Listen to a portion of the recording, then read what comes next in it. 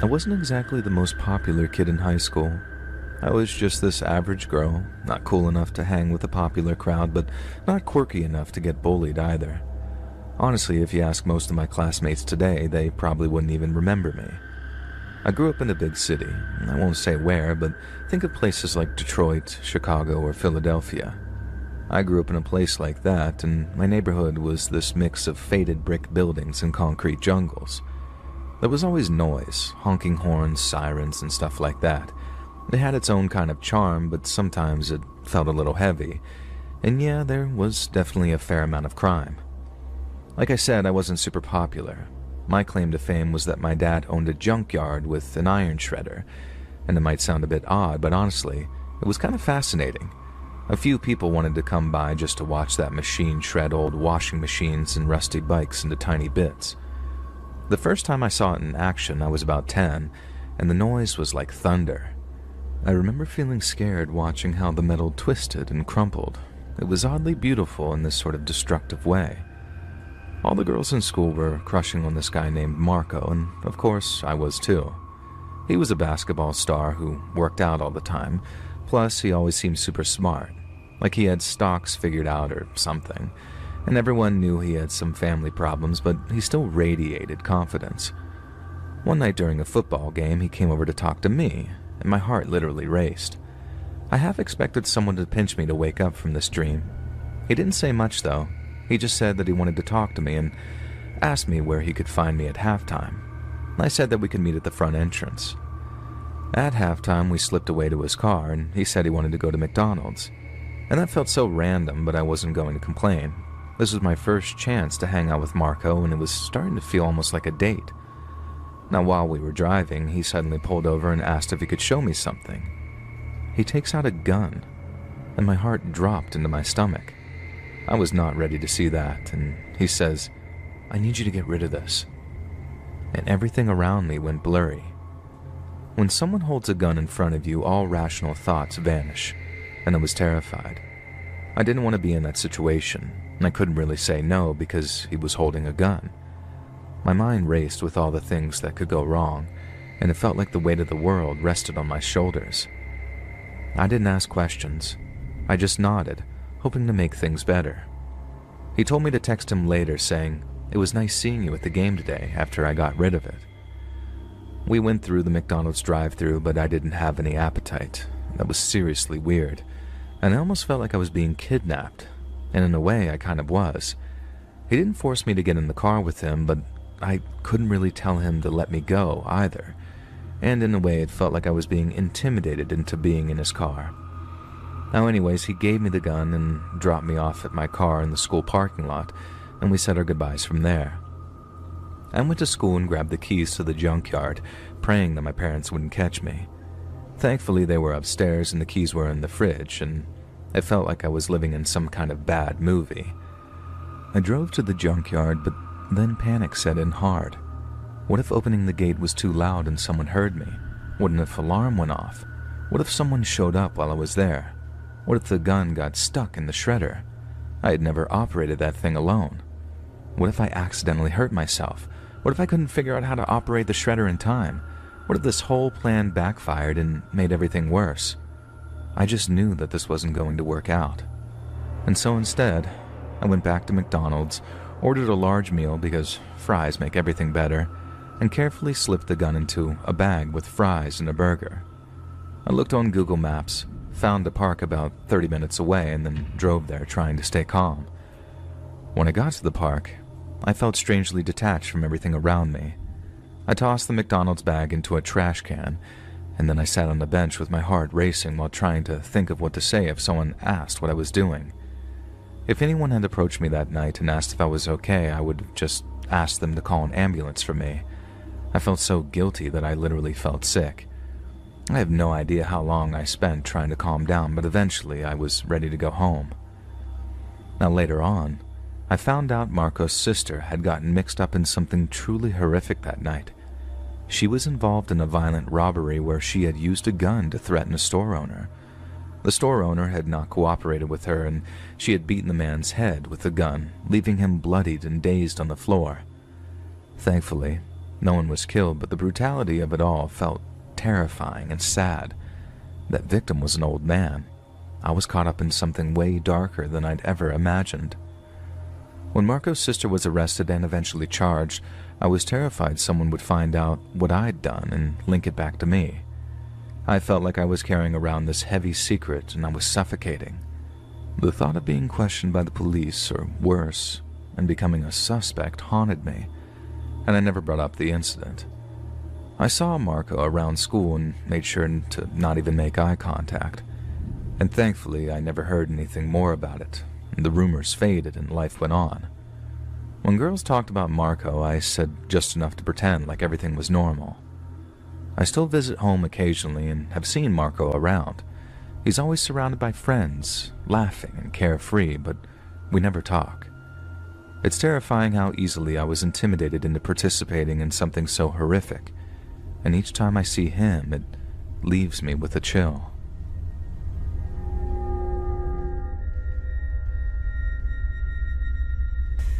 Hey guys, thanks so much for all the support. If you haven't subscribed to the channel yet, please feel free to do so.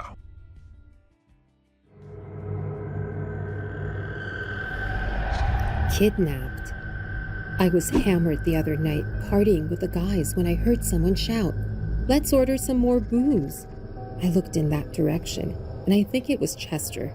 He was my ex-boyfriend, and I have no idea when he got here, so I was a bit confused. Maybe I was imagining him being here. I tried to get up and walk to the bathroom, but I stumbled and was caught by someone before I could fall. Whoever it was, I couldn't recognize him due to my drunken state. But I could tell that he had a jacked body as I touched his chest.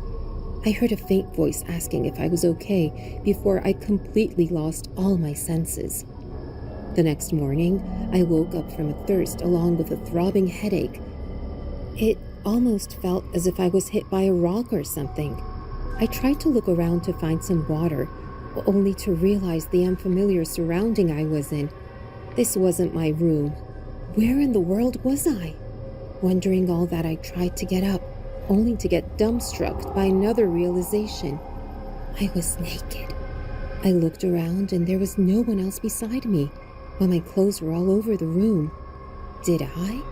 I shook the thought and started getting dressed up, and then walked out of the room. I remembered partying with my friends, Jack, Sarah, and Henry, and there was Sarah's boyfriend too, but I didn't remember much after getting drunk. How in the world did I end up in someone's bedroom? Did they let me go home with someone else in a drunken state? As I walked down the stairs, thinking of exiting the house, I heard a clicking sound, so I hid while trying to get a peek at who it might be. A well-formed man with olive skin and black hair entered with a McDonald's bag in his hand, and after closing the door, he looked in my direction. Since he had already noticed me, there was no use in hiding, so I got out and told him that I would be leaving. "I don't think so." A mesmerizing, husky voice invaded my ears as he grabbed my hand and yanked me in front of him as I tried to pass by him. What do you think you're doing?" I asked in frustration as I looked into his steel gray eyes. "Finish this first, then we will talk." I won't lie, I was intimidated by him as he gave me command and walked away, but it exasperated me. There was also distress building up, so if I wanted to escape this place safely, I had to do exactly as he said. I took a seat and started devouring the double quarter pounder that he had brought me along with some friends, and since I was already hungry and hungover, I fished everything. Judging by the surrounding, the guy was in his room, so I walked to the front door and tried to open it, only to find it locked. Now, this situation was getting rather unnerving. Why would he do something like that? I understand that I may have gotten carried away last night, since I was intoxicated, but he must have known that. This was getting frightening. What was he planning to do? Was he some sort of psychopath who was going to keep me locked in this house? I started imagining all kinds of nerve-wracking scenarios where I could picture something horrible happening to me. There was no way I was going to let this creep have his way, so I tried to look around to find something to use for my defense when my eyes went to cat-shaped ceramic decor. I was startled right after picking it up when I noticed him standing at the end of the hallway while carefully observing me. He didn't look surprised or angry and started walking in my direction. "What do you want?" I barely managed to get those words out when he grabbed the decor from my hand and placed it back in its place. "I was hired to sleep with you, film you, and then ruin you. But before I could do anything, you threw up on me and ruined my mood," he said in a calm, low-toned voice that sent shivers down my spine. "Hired?" I stuttered. It almost felt like a knot was forming in my throat. My steps automatically started backing away from the guy, and tears started to build up out of panic. But instead of doing anything, he sat on the couch and took out his phone without making eye contact with me. Here, the guy was drunk, but he still saved his number in my phone. He showed me the screen, and I could recognize this number anywhere. It was Chester. "Don't worry, I'm not going to do anything to you anymore. I was also drunk last night when I saw you partying with your friends. You seemed hot, so I was going to ask for your number. But then the guy said you were a cheating whore who sleeps with multiple guys and tries to act all righteous, high and mighty in front of the others. He told me he would pay me $1,000 if I did this, so I accepted." The more he spoke, the more angst I was feeling. "Please, just let me go." He flinched as I said that. He slowly got up from the couch while putting his phone back in his pocket and walked toward me at a hair-raising pace. Before I could run away, he grabbed me, threw me on his shoulders, and took me back to the bedroom I woke up this morning. As he threw me on the bed, his steel gray eyes stared straight into my soul. And the look he had was of a maniac. That was when I realized not all handsome, dreamy-looking men come out of fairy tales that we all have heard throughout our childhood, or the situation from a drama or comic where a drunk girl ends up in the same room as a handsome man, and the two of them end up falling in love with each other. The look he had at that time when he was glaring at me was not someone a girl would want to be with. It was terrifying enough to make me shake in my shoes. And as he started closing up the distance between us, it was sending me into cold sweat. He grabbed a fist of my hair and said while pulling it, "I said I won't do anything to you, nor was I ever planning to do what the jerk said. But I never said I would let you go." As he said this with chilling low tones, his deep and husky voice wasn't mesmerizing anymore. Instead, it penetrated my ears like nails on a chalkboard as it filled me with terror.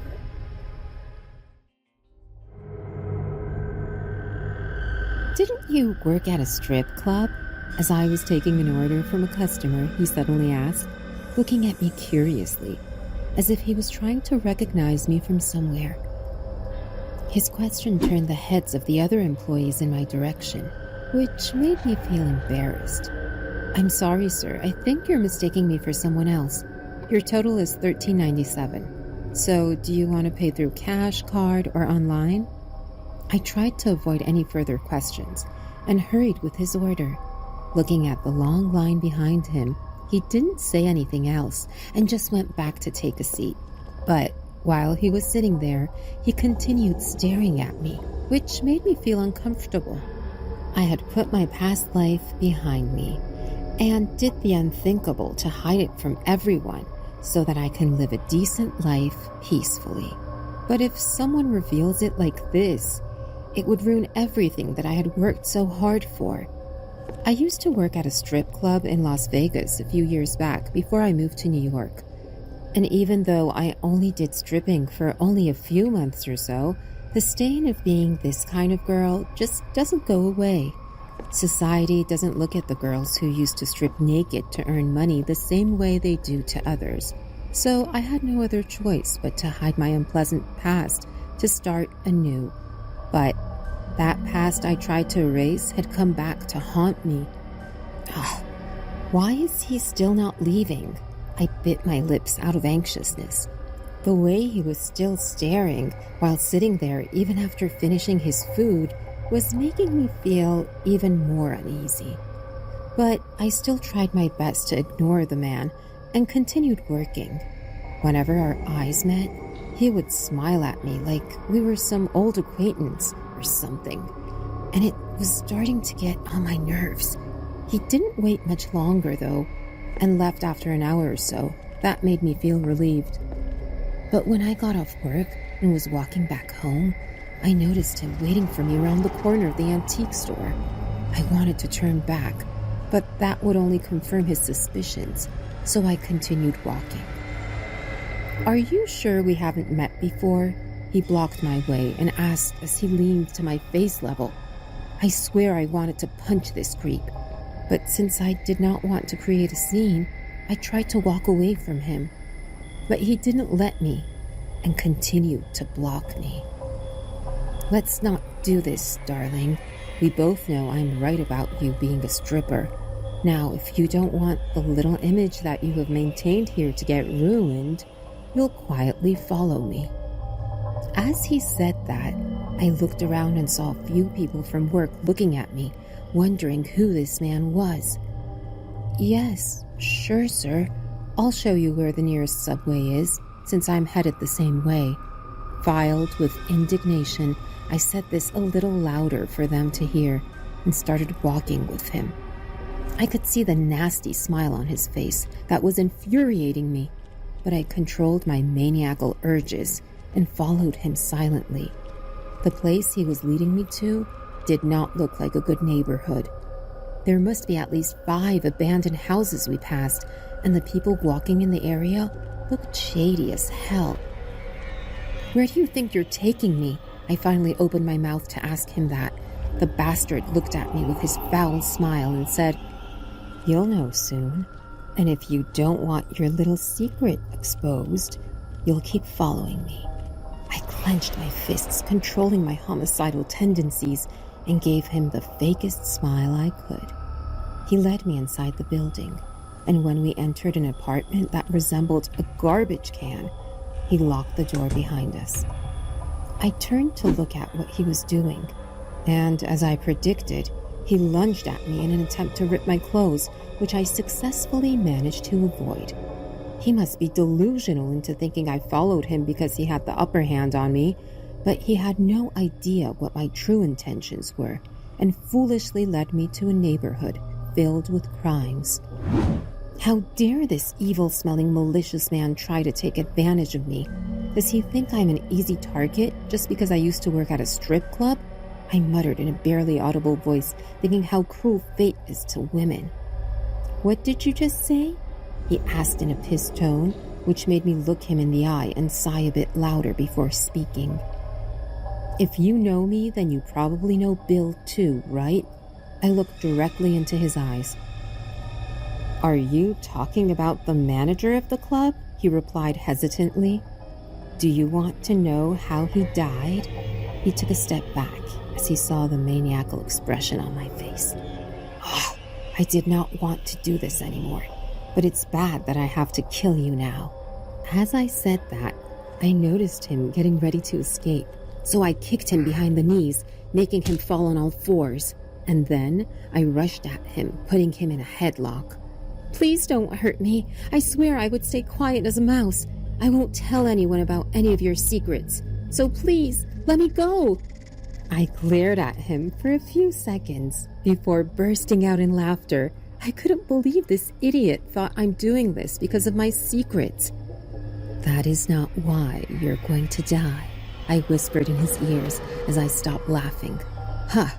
He was about to turn back, but before he could say anything else, I twisted his neck in a swift motion and broke it. As I released him from my grip, he fell lifeless on the ground. It was comical that his last thought Must be why he was getting killed without even realizing it was because he tried to take advantage of a helpless girl with her past as an excuse. These are the times when being the daughter of a gymnast and a martial artist pays off, but they'll never know what I have been doing with the skills they taught me. I knew I was going to get caught this time, but I didn't care. Even left the body as it was lying around in the middle of an abandoned apartment building. As I was walking back, I didn't feel bad or troubled.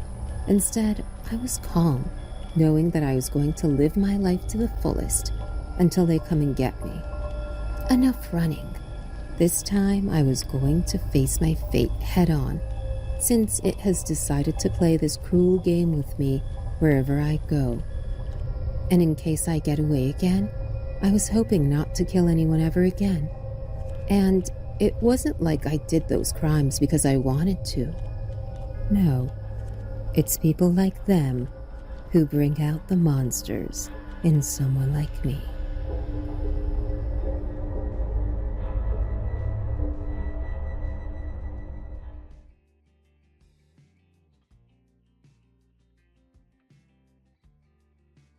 This happened nearly a decade ago. At the time of the story, I was 15, male, 5'5", and 132 pounds. I was a wrestler, so I always knew my exact weight and kept myself extremely lean, but still had a fairly muscular build. I lived in a fairly small town of about 50 to 60,000 people, and in my off-season, I did whatever I could do to become somewhat active than outside. I had a friend, we'll call him Blaze, who was really into disc golf and always asked me to come play with him and smoke a doobie while we were in the most secluded parts of the course. He was a couple of years older than me, but no bigger than I was, just not so great of an influence for me at the time. This small town only had 2 disc golf courses, one at a very public park near middle school, or one at the edge of town in an older park that was much bigger. Obviously, we weren't smoking for everyone to see. Little did I know, on that Thursday afternoon, that this park happened to be my town's hotspot for people meeting and hooking up in the parking lot. I live in the Midwest in the U.S., so there weren't a lot of, young, stylish, pretty guys. It's mostly guys aged 30 and 50, pretty big and bulky and country looking. So we finished the course in the joint, walked out of the woods, anything but sober. We typically either just chilled in the grass or played catch after we finished up, until my buddy was more normal and ready to drive back. We noticed that there were way more cars in the parking lot that we got there, and a lot of older guys sitting on trunks of their cars or on tailgates loosely grouped together. This very large hairy man in a tank top and his tall thin friend dressed like a biker gang member started to do the wolf whistle toward me and my friend. I got pretty uncomfortable, not because a man whistled at me, but because we had to walk in their direction, and I could feel the eyes have way more guys on me than I wanted.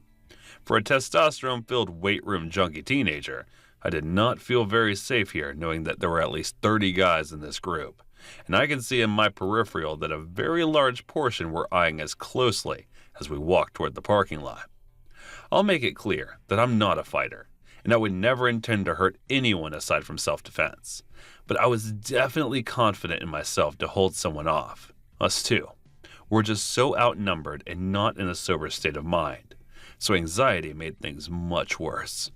A couple of them said some gross catcall things, more whistles, and then woo-woo noises that rednecks like to make when they're excited about something, or instigating similar to woo, but if Eric Cartman screeched it.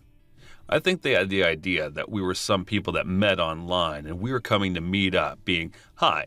I didn't care what was going on. I just wanted to be safe and not the center of attention. When we got closer, the big hairy man who did the first wolf whistle said something like, "You think you can handle this?" I just mumbled, "No thanks," and tried to keep walking. He yelled back, "Who was that boy?" To which I just clearly, "No thanks." Not into it. He seemed offended and angry. Said, "Not into what?" I said, "Oh, sorry, I'm not gay." And he seemed to be offended by that word. Again, asked me to repeat myself in a very aggressive tone. So I corrected myself and said, "I'm just not into guys." Things escalated from here very quickly. The man stepped forward from leaning against a truck and grabbed my wrist. He said, "Well, we can fix that real quick." Don't get excited. I didn't do some cool fight move to attack him. Just a simple wrist roll and using that momentum, a quick push of the elbow to turn him around so that he would have his back to me and I could get by without him anymore. He responds, touches me like that again, and we'll get the both of you. Another guy made his way over to Blaze, who was much less common shrill type of stoner than I was. I can only describe what he did as one of those kicks or sidesteps off of a wall, but to that guy's chest and abdomen. He started to run and yell F off as loud as possible. Very quickly, bunches of guys began to stand up from their seats on the outside of their cars and motion our direction. I started booking it for the car too, and the Mr. Skinny biker type man was running right after us. Thank God it was just him running and not multiple chasing us, or the story might be different. I was faster than Blaze, so I got ahead of him and pictured us running across the parking lot to his truck that was facing us backing into the stall. I got around to the passenger side quickly, with Blaze still about 100 feet from the truck. He tried to cut to the rights and make it to the driver's side of this little 10, but the skinny guy cut him off and sent him to the left passenger side. I ran around the back of the truck as fast as I could to the driver door, and Blaze slid his key around the roof towards me. I hopped in, well aware that I did not want to be driving right now in this state of mind, much less in such a crazy situation, and even more or less, someone else's vehicle. Still, without thinking, I started that skirt out of the parking lot while Skinny banged on the bed of the truck chasing. But that wasn't the end. A truck and a car on the way right behind me. Skinny jumped into the car that was in the back, and the chase began. Terrified and still high, I cut through the grass in the park to get to the main road more quickly, thinking I would lose them that way. These guys raced over the speed bumps and around the bends in the park road right up to the main road, and they were driving so fast I would have gotten T-boned if I didn't smash the pedal to the floor at the same time. I'm so stressed I started silently crying while driving. Think of how horrible the possibility could be contact, whereas know that when your eyes are dry from the smoke, then they rapidly get moist. Contacts tend to drift to bits until they find their place again. This is definitely not ideal for someone with awful vision driving twice the speed limit down the road in the middle of town. So I started turning down residential streets and weaving in and out, being tapped on the shoulder by Blaze to keep my speed up, because the two were still on the rear bumper. I even made some risky U-turns that they followed right along. This chase lasted over 10 minutes of me frantically driving through main streets, residential back alleys, and everything I could try to get away. I was so scared. The best case scenario ended up not getting pulled over, and myself obtaining a permanent record by DUI by the ripe age of 15. Luckily, a stroke of luck and a surprisingly quick reflex came to my aid. Blaze yelled "cop" and pointed to a parking lot to our left, where there were police cruisers probably just waiting to catch someone speeding or running red lights. On the semi-busy road we ended up on, I whipped into the parking lot and parked a couple of stalls down from the cop. The truck prepared to turn, but stopped in the middle of the road. So quickly, once he realized what was going on, that the car followed him, had to swerve and pop a curve, catching the officer's attention. He backed out, and the two vehicles split different ways and were out of sight before he got out of the parking lot. Never went back to that park any time other than the mornings after that. So thankfully that nothing bad came out of the incident, and we made it out completely unscathed. No idea what they would have done, but people were engaging teenagers in a car chase could not have had good intentions in mind. It's my first time in my life being harassed like that too. You would think being in a car chase might be fun or exciting, but I just felt so powerless and like I had no control. Like nothing I could do would both get these guys away from us and simultaneously not get me arrested.